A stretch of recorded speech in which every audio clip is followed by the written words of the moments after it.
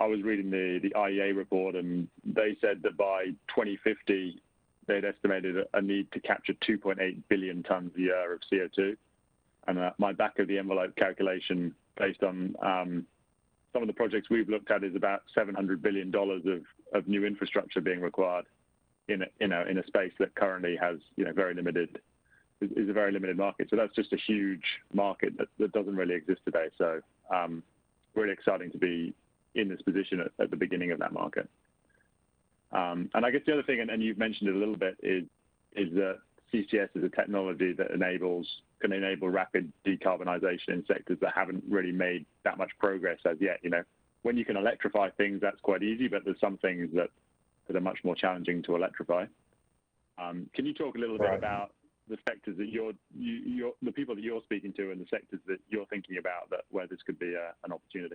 So I think your first point of the scale of the challenge, which is where our strategy and thoughts led to both the need for industrial or power sector emissions capture at point sources, but also the unique advantages of direct air capture and being able to take it really from anywhere in the world through the atmosphere.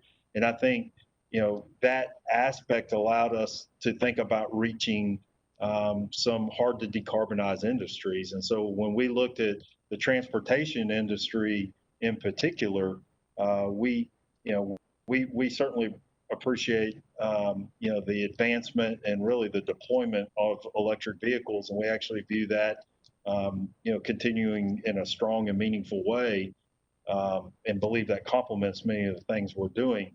Some of the heavier transport, heavy duty transport, when you think about aviation, you think about marine, you think about heavy duty trucking, the logistics, and really the system is built around liquid fuels.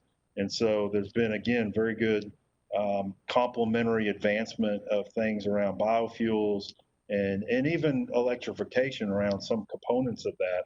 But I think the opportunity to address those in a very short-term way, it scaled what we thought and see direct air capture as one solution of that. So the ability to think about capturing those dispersed emissions from those sources was one way where direct air capture could really fit. The other really sort of interesting way to think about direct air capture is it can help address historic emissions. And so for both those reasons, we believe that being able to capture meaningful amounts of CO2, being able to create different forms of low carbon liquid fuels. Certainly, we think in the near term, our process of putting as much CO2 and storing that as part of the creation of oil and gas is a lower carbon intensity fuel, but also other forms of taking CO2 to fuels can really help address those hard to decarbonize and heavy duty transport.